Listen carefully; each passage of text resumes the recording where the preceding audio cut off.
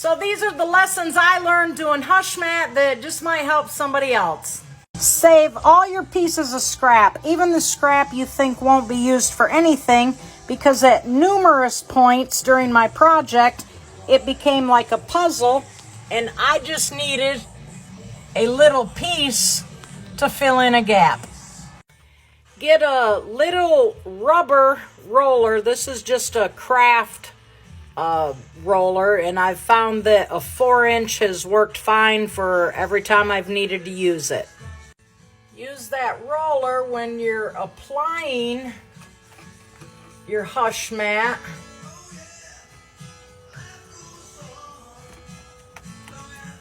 And it will help keep your air bubbles out.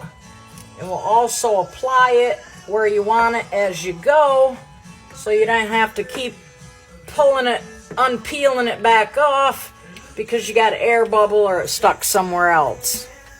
This is the set of rollers I went with. I did not get the HushMat roller. I seen these on a YouTube prior to getting my HushMat, and the brand is FCHO Car Sound Deadening Rollers.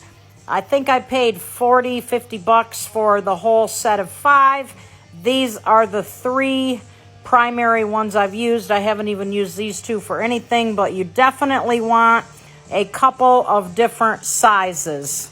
What sold me on these versus the HushMat or other rollers that were just simply flat is when you roll, you can see where you have rolled, and then you can go back and, oh, I didn't roll there. So that is what sold me on these that have the ridges, and I could see where I had rolled and where I needed to still roll.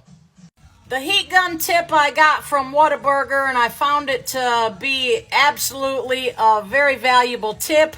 You just want to warm before you roll. You don't want to get it hot, you just want to warm it, and then that allows it to smush and roll a whole lot better.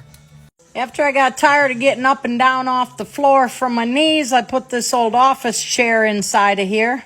And it made doing the ceiling so much easier to be able to just spin around to a different angle. The instructions said to use scissors. They sucked. Just use a carpet knife.